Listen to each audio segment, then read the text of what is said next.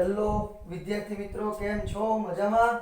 Okay, તો સરસ મજાની કાલે આપણે ચેપ્ટર 4 ની શરૂઆત કરી દીધી હતી. ચેપ્ટર નંબર 4 રાસાયણિક બંધન અને આણ્વીય રચના બહુ જ ઇમ્પોર્ટન્ટ અને બહુ જ સરસ ચેપ્ટર છે, બરોબર. અને એની બસ બેઝિક ઇન્ફોર્મેશન આપી હતી. આપણે કોસેલ લુઈસ અભિગમ સમજવાનો છે. કોસેલ લુઈસ અભિગમ શું કહે છે એના વિશે જરાક વાત કરવાની છે. તો કોસેલ લુઈસ અભિગમ, બરાબર છે. કોસેલ લુઈસ અભિગમની વાત કરવાની છે. સૌપ્રથમ આણ્વીય રચના અને અણુનું જે બંધારણ બને છે, બે પરમાણુ ભેગા થઈ અને અણુ બને છે, એના વિશેની સૌપ્રથમ માહિતી આપણને કોણે આપી છે? કોસેલ અને લુઈસ નામના વૈજ્ઞાનિકે આપી છે. કોણે આપી છે ભાઈ? કોસેલ અને લુઈસ નામના વૈજ્ઞાનિકે આપી છે. બંને સ્વતંત્ર રીતે આપી છે. કોસેલે એની રીતે વાતો કરી છે અને લુઈસે એની રીતે વાતો કરી છે. તો પહેલા કોસેલે શું વાત કરી છે એની જરાક વાત કરી નાખું છું. કોસેલની સરસ મજાની જે એણે જે એના મત મુજબ, એના મંતવ્ય મુજબ જે વાતો કરી છે એની વાત કરી નાખી છે. એણે શું કીધું છે કે ભાઈ વધુ વિદ્યુત ઋણ હેલોજન તત્વ એ વધુ વિદ્યુત ઋણમય વિદ્યુત ધનમય આલ્કલી તત્વ સાથે ઇલેક્ટ્રોનની આપ-લે કરીને આયનીય સંયોજનો બનાવે છે, જેમાં રહેલા ધન આયન અને ઋણ આયન ઉમદા વાયુ જેવી ઇલેક્ટ્રોન રચના પ્રાપ્ત કરે છે. ફરી એક વખત કહી દઉં છું. વધુ વિદ્યુત ઋણ લખી નાખું છું જરા. વધુ વિદ્યુત ઋણ હેલોજન તત્વ અને વધુ વિદ્યુત ધનમય આલ્કલી તત્વ ઇલેક્ટ્રોન ગુમાવી કે ઇલેક્ટ્રોન મેળવી ઉમદા વાયુ જેવી નિષ્ક્રિય ઇલેક્ટ્રોન રચના પ્રાપ્ત કરે છે. કેવી ઇલેક્ટ્રોન રચના પ્રાપ્ત કરે છે બેટા? નિષ્ક્રિય ઇલેક્ટ્રોન રચના પ્રાપ્ત કરે છે. જો ગઈકાલના લેક્ચર એટલે કે જે ગયો લેક્ચર છે, ગયા લેક્ચરની અંદર મેં વાત કરી હતી કે ભાઈ સ્થિર થવું પડે. શું કરવું પડે? સ્થિર થવું પડે. બસ મેં એવી વાત કરી હતી. પણ કેમ થવાનું સ્થિર? તો એ વાત કોણે કરી છે? કોસેલ અને લુઈસે. એને એવું કીધું છે કે સમજો કે ભાઈ તમારું કોઈ વિદ્યુત ધનમય આલ્કલી ધાતુ તત્વ સોડિયમ, એની વિદ્યુત ધનમયતા વધારે, વિદ્યુત ઋણતા ઓછી હોય, તો એ શું કરશે? ઇલેક્ટ્રોન ગુમાવી દેશે, પ્લસ ઇલેક્ટ્રોન. હવે જો આખા આવર્ત કોષ્ટકમાં સ્થિર કોણ છે? તો કે ઉમદા વાયુ તત્વો સ્થિર છે. કોણ સ્થિર છે? ઉમદા વાયુ તત્વો, જે આપણે helium, neon, argon, krypton, xenon, radon, આ બધા જે તત્વો છે આ સ્થિર છે. જો કોઈ તત્વ ઇલેક્ટ્રોન મેળવી કે ઇલેક્ટ્રોન ગુમાવી અને તમારા નિષ્ક્રિય વાયુ જેવી ઇલેક્ટ્રોન રચના પ્રાપ્ત કરી લે તો એ સ્થિર થઈ ગયો કહેવાય. હવે જો સોડિયમની ઇલેક્ટ્રોન રચના શું છે? Neon 3s1. હવે એને શું કર્યું છે? એક ઇલેક્ટ્રોન ગુમાવી દીધું, તો અહીંયા ઇલેક્ટ્રોન રચનાની કેવી કોના જેવી થઈ ગઈ? નિયોન જેવી. મતલબ કે કેવું થઈ ગયું? તટસ્થ થઈ ગયું, સ્થિર થઈ ગયું. સમજાય કે વાત? તટસ્થ તો નહીં કહેવાય, પણ કેવું થઈ જશે? સ્થિર થઈ ગયું કહેવાય.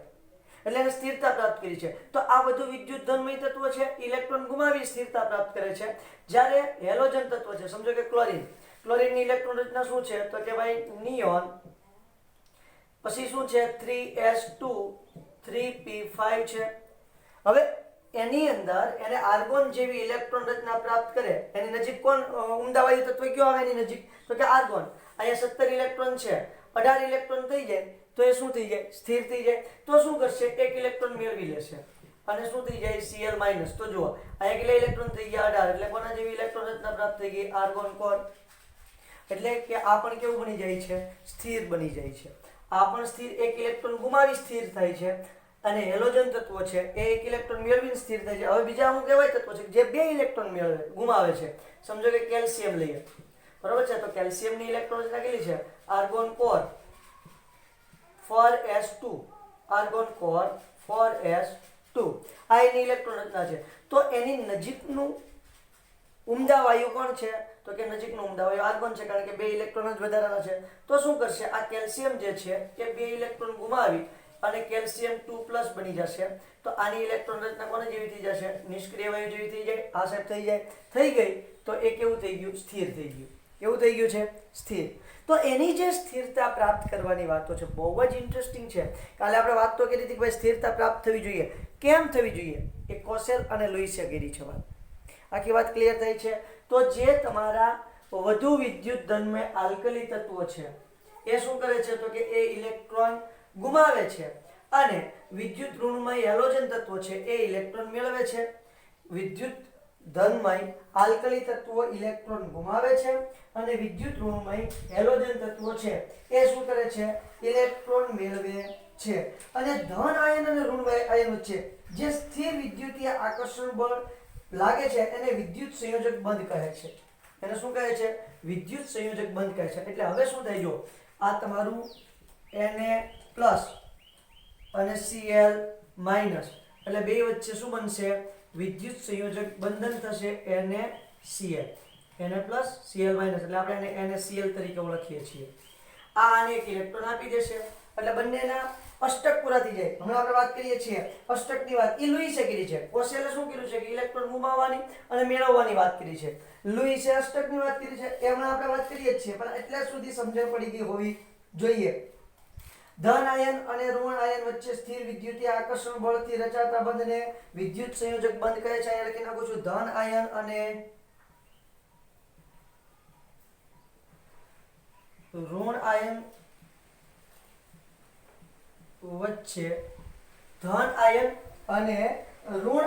વચ્ચે સ્થિર વિદ્યુતીય આકર્ષણ બળથી રચાતા સ્થિર વિદ્યુતીય આકર્ષણ બળથી રચાતા બંધને સ્થિર વિદ્યુતીય આકર્ષણ બળથી રચાતા બંધને શું કહેવાય છે? વિદ્યુત સંયોજક બંધ કહે છે. રચાતા બંધને વિદ્યુત સંયોજક બંધ કહે છે. વિદ્યુત સંયોજક બંધ કહે છે. આમ વાત થઈ છે. આ વિદ્યુત સંયોજક બંધની વાત થઈ છે, જેને આપણે હમણાં થોડી વાર પછી બીજું એક નામ આપવાનું છે. આ જ બંધને બીજું એક નામ આપવાના છીએ, પણ અહીંયા તમને ખબર પડેલી હોવી જોઈએ. આ બધી વાતો કોણે કરી છે? તો કે માત્ર કોશેલે કરી છે. આપણે તો કોશેલ-લુઈસ અભિગમ શીખવાનો છે. કેવો અભિગમ શીખવાનો છે? કોશેલ-લુઈસ. એટલે કોશેલ અને લુઈસ બંનેની વાતો આપણે શીખવાની છે. તો આ જે વિદ્યુત સંયોજક બંધ છે એ આયન પરના એકમ ભારની સંખ્યા છે. આયન પરનો જે એક બહુ ઇન્ટરેસ્ટિંગ છે કે આ જે વિદ્યુત સંયોજક બંધ છે, વિદ્યુત સંયોજક બંધ આયન પરના એકમ ભાર સંખ્યા છે. આયન પરના એકમ ભારની સંખ્યા છે. સમજો કે NaCl છે, તો અહીંયા ધન આયન પરનો એકમ ભાર કેટલો છે? +1. ઋણ આયન પરનો એકમ ભાર કેટલો છે? -1. હવે સમજો કે CaCl2 છે, કારણ કે Ca કેટલા ઇલેક્ટ્રોન આપે છે? 2 ઇલેક્ટ્રોન ગુમાવે છે. Ca+2 electron. બરાબર. હવે એની સાથે ક્લોરીન જોડવા જઈએ તો એક ક્લોરીન તો એક જ ઇલેક્ટ્રોન મેળવી શકે છે. તો કેટલા ક્લોરીન જોશે? 2 ક્લોરીન. 2 ઇલેક્ટ્રોન મેળવી અને શું બનાવશે? 2Cl-. એટલા માટે શું બનશે? CaCl2. તો આના પરનો એકમ વીજભાર કેટલો છે? +2 અને આના પરનો એકમ વીજભાર કેટલો છે? -1. બરાબર છે. તો આ જે બંધ બને છે, વિદ્યુત સંયોજક બંધ બને છે, એકમ પરના વીજભારની સંખ્યા છે. એકમ ભારની સંખ્યા છે, જે તમારા આયન પરનો એકમ ભાર હોય એ એકમ ભારની સંખ્યાની વાત કરે છે. ત્યાંથી પછી આગળ જઈએ તો લુઈસનો મત આપણે જોવાનો છે. લુઈસના મત મુજબ શું છે તે? લુઈસ, બરાબર છે. બહુ સુધરેલું નામ બોલો છે. લુસીસ કહેવાય. લુસીસ. બરાબર છે. સુધરેલું નામ શું છે? લુસીસ. પણ એનું સાદું નામ છે લુઈસ. લુઈસ શું કહે છે? એણે બહુ ઇન્ટરેસ્ટિંગ ખ્યાલ આપ્યો. એણે પરમાણુ કર્નેલની વાત કરી છે. પરમાણુ કર્નેલ. આ પરમાણુ કર્નેલ એટલે શું છે? એ બહુ ઇન્ટરેસ્ટિંગ ખ્યાલ છે, બહુ અગત્યનું છે અને બહુ જરૂરી પણ છે. તો પરમાણુ કર્નેલ કહેવાય કોને? પહેલા હું તમને સમજાવી દઉં છું, પછી એની આપણે વ્યાખ્યા કરીએ છીએ. તો જુઓ, આ તમારો સોડિયમ છે. સોડિયમ છે તો સોડિયમની ઇલેક્ટ્રોન રચના શું થાય છે? તો કે ભાઈ 2, 8, 1. તો એનો મતલબ એમ થાય કે બાહ્યતમ કક્ષામાં કેટલા ઇલેક્ટ્રોન છે? 1. એને આપણે બાહ્યતમ કક્ષા કહીએ છીએ અથવા તો સંયોજકતા કક્ષા કહીએ છીએ. બરોબર છે. જેને સંયોજકતા ઇલેક્ટ્રોન પણ બોલાય છે. સંયોજકતા ઇલેક્ટ્રોન, જેને કયા ઇલેક્ટ્રોન કહેવાય છે? સંયોજકતા ઇલેક્ટ્રોન તરીકે ઓળખવામાં આવે છે. કયા ઇલેક્ટ્રોન તરીકે ઓળખવામાં આવે છે સાહેબ?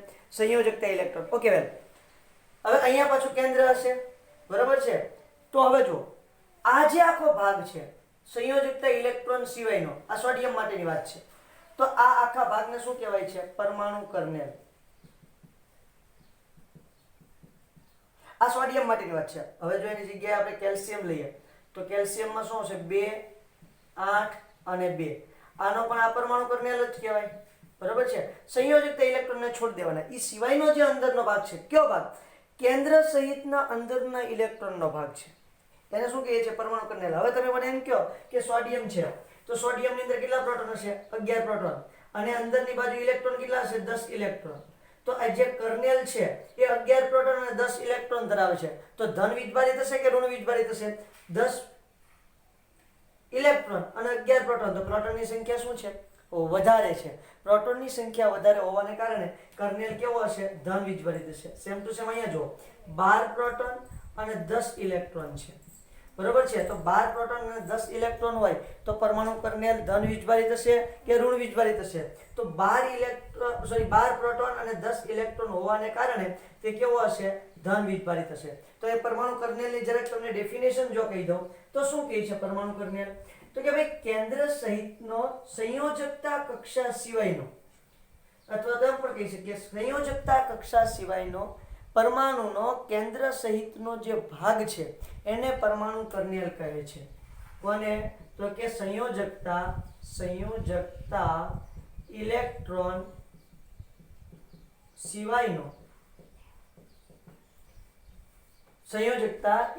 સિવાયનો કેન્દ્ર સહિત અંદરની કક્ષાના ઇલેક્ટ્રોન ધરાવતા ભાગને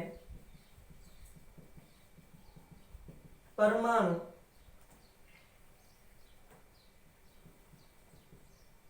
કર્નેલ કહે છે, જે ધન વીજભારિત હોય છે, જે ધન ભારિત હોય છે. હા, તો સ્વાભાવિક છે. કેવો હોય છે? ધન ભારિત તરીકે તમને જોવા મળે છે. તો આને કહેવાય છે પરમાણુ કર્નેલ. શું કહેવાય છે?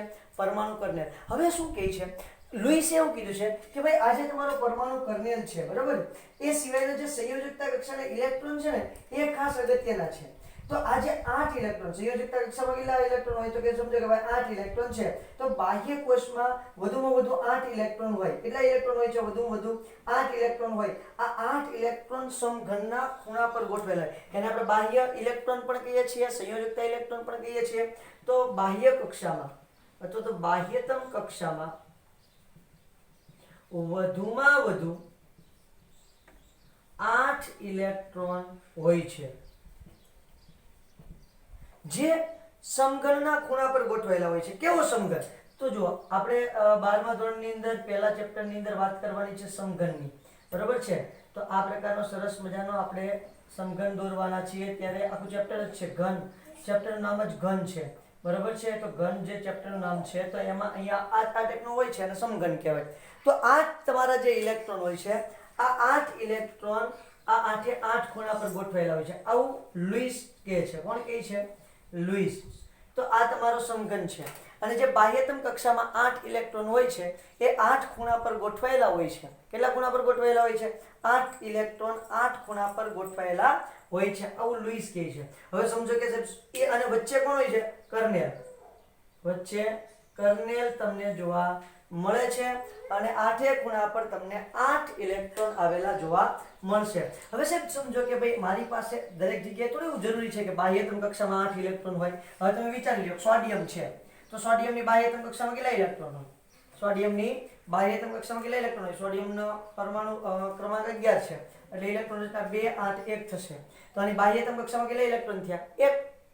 તો એવું કહે છે કે ભાઈ આ તમારો જે સમઘન છે ને, સમઘનમાં જો 1 ઇલેક્ટ્રોન હોય તો 1 ખૂણા પર ગોઠવાયેલો હોય, 8 ઇલેક્ટ્રોન હોય તો 8 ખૂણા પર ગોઠવાયેલા હોય. 1 છે તો કોઈ પણ 1 ખૂણા પર ગોઠવેલો છે. અહીંયા તમારો કર્નેલ હશે. આવું લુઈસ કહે છે. હવે 8 ખૂણા પર 8 ગોઠવેલા હોય ને એવું તો ક્યાં બને છે? નિષ્ક્રિય વાયુમાં જ બને છે. 8 ખૂણા પર ખૂણાઓ પર 8 ઇલેક્ટ્રોન માત્ર નિષ્ક્રિય વાયુઓમાં જ જોવા મળે છે, નિષ્ક્રિય વાયુઓમાં જ જોવા મળે છે. હવે એની જગ્યાએ કેલ્શિયમ, આ સોડિયમની વાત કરીએ, કેલ્શિયમ લઈએ. ચાલો ભાઈ કેલ્શિયમ, બરોબર છે. કેલ્શિયમમાં કેટલા ઇલેક્ટ્રોન હોય છે? તો કેલ્શિયમનો પરમાણુ ક્રમાંક 20 છે, એટલે 2 8 8 ને 2 આ એની ઇલેક્ટ્રોન રચના છે. તો એટલો ભાગ તો શેમાં આવી જશે? કર્નેલમાં આવી જશે. તો જે 2 ઇલેક્ટ્રોન છે, આ 2 ઇલેક્ટ્રોન તમારા સમઘનના કોઈ પણ બે ખૂણા પર ગોઠવાયેલા હશે. આવું કોણ કહે છે? લુઈસ કહે છે. અહીંયા તમારો હશે કર્નેલ, અને અહીંયા કોઈ પણ બે ખૂણા પર, અહીંયા હોય અથવા તો સામસામેના હોય, કોઈ પણ બે ખૂણા પર, અહીંયા ન હોય સામસામે હોય, એવું પણ બની શકે. તો આવું ગોઠવાયેલું હશે. આવું લુઈસે કીધું છે કે ભાઈ જે બાહ્યતમ કક્ષાના ઇલેક્ટ્રોન છે તે શું કરે છે? તો કે ભાઈ જે તમારું કર્નેલ છે એની આસપાસ સમઘનના ખૂણાઓ પર ગોઠવેલા તમને જોવા મળે છે.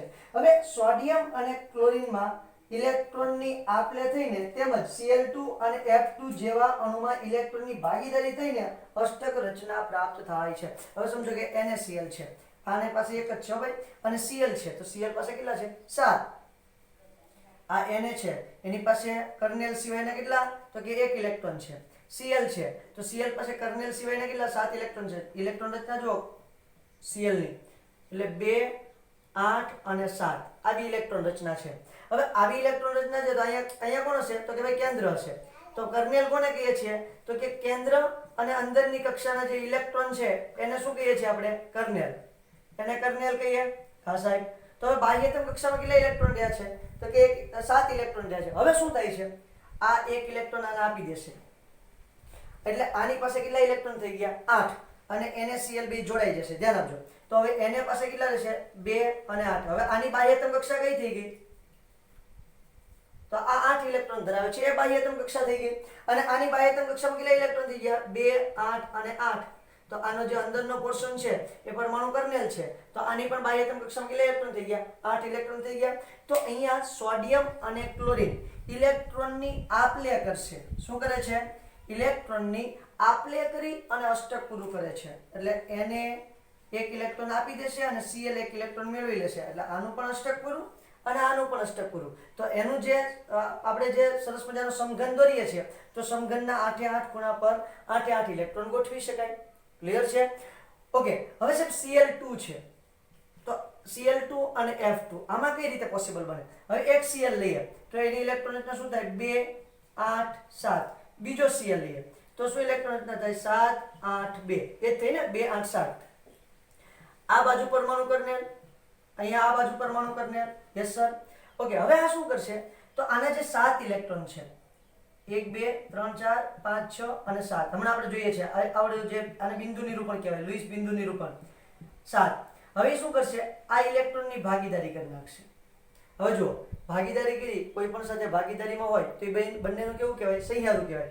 તો આ જે 7 ઇલેક્ટ્રોન છે એ અને એક ભાગીદારીનો ઇલેક્ટ્રોન, એ આ ક્લોરીનને કહેવાય અને આ ક્લોરીનના પણ કહેવાય. તો હવે આ ક્લોરીનની વાત કરતા હોય ત્યારે જો 1 2 3 4 5 6 7 ને 8 એનું અષ્ટક પૂરું. એવી રીતે આ ક્લોરીનની વાત કરતા હોય ત્યારે 1 2 3 4 5 6 7 ને 8 એનું પણ અષ્ટક પૂરું. તો એના પણ સમઘન ઉપર શું બનશે?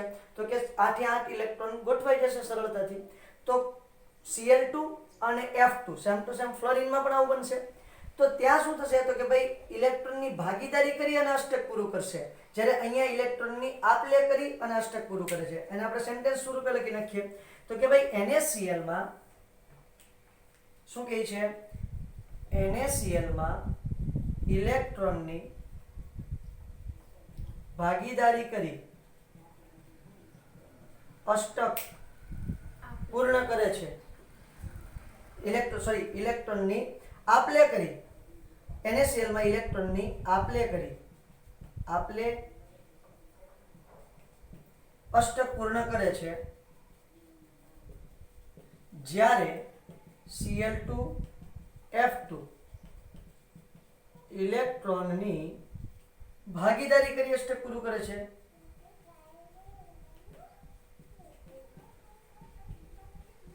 અષ્ટક પૂર્ણ કરે છે. તો આ કોસેલ અને લુઈસ બેયના સરસ મજાના અભિગમની વાત થઈ છે. હવે આવે છે લુઈસ સંજ્ઞાઓ સમજાવો, અથવા તો લુઈસ બિંદુ નિરૂપણ જેને તરીકે કહેવામાં આવે છે. શું કહેવામાં આવે છે? લુઈસ બિંદુ નિરૂપણ શું કહે છે? તો સાહેબ લુઈસ બિંદુ નિરૂપણ બહુ જ ઇમ્પોર્ટન્ટ છે અને એના આધારે આપણે બહુ બધા કન્સેપ્ટ ક્લિયર પણ કરવાના છે અને કર્યા પણ છે. અત્યાર સુધીમાં આપણે ઘણા લુઈસ બિંદુ નિરૂપણને આધારે કન્સેપ્ટ ક્લિયર કર્યા છે, પણ આપણને ખ્યાલ નહીં હોય, બરોબર છે. પણ હવે આપણે એક વખત લુઈસ બિંદુ નિરૂપણ ભણી જઈએ પછી આપણને વધારે ખ્યાલ આવશે. એને શું કીધું છે કે ભાઈ તમારા જે સંયોજકતા કક્ષાના ઇલેક્ટ્રોન છે, આ સંયોજકતા કક્ષાના ઇલેક્ટ્રોનને તમારા પરમાણુની આસપાસ બિંદુ સ્વરૂપે તમારે રજૂ કરવાના છે. એને લુઈસ બિંદુ નિરૂપણ કહે છે. લુઈસ બિંદુ નિરૂપણ એટલે કે તમારા જે ઇલેક્ટ્રોન છે બિંદુ સ્વરૂપે નિરૂપણ કરવું એને લુઈસ બિંદુ નિરૂપણ કહેવાય. હવે સમજો કે ભાઈ લિથિયમ છે, ઓકે, લિથિયમની બાહ્યતમ કક્ષામાં કેટલા ઇલેક્ટ્રોન હોય? 1. તો એનું બિંદુ નિરૂપણ કઈ રીતે થાય? ધ્યાન આપજો.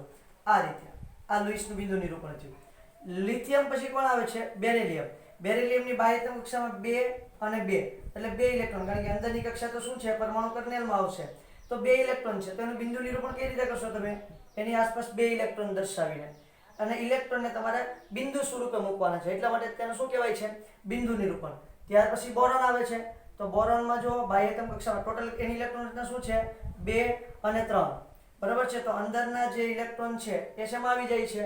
પરમાણુ કર્નેલ. તો 3 ઇલેક્ટ્રોન આસપાસ મૂકી દો. કાર્બન છે તો કાર્બનમાં કેટલા મૂકશો? 4.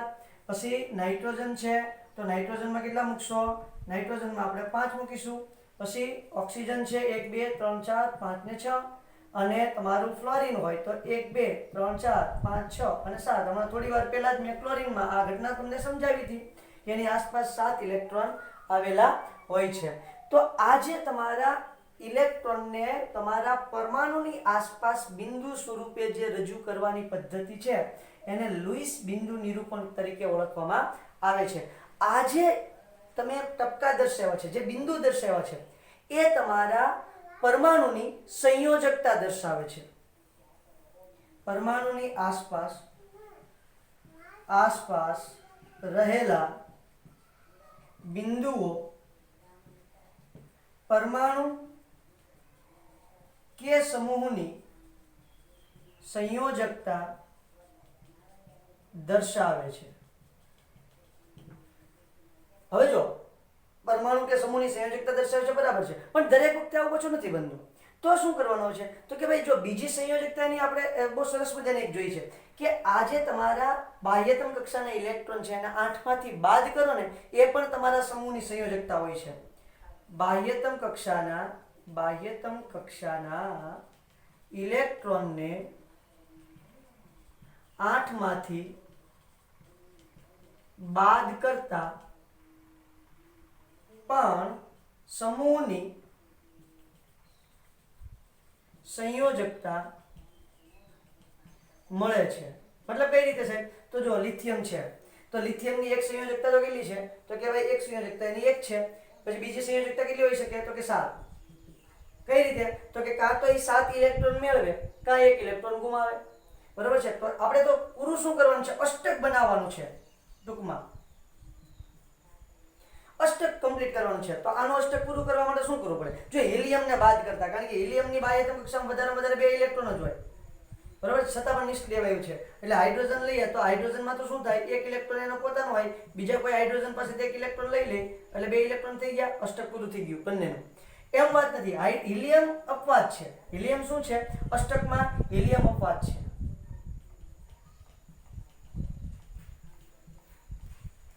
એટલે હિલિયમ સિવાયની વાત થાય છે.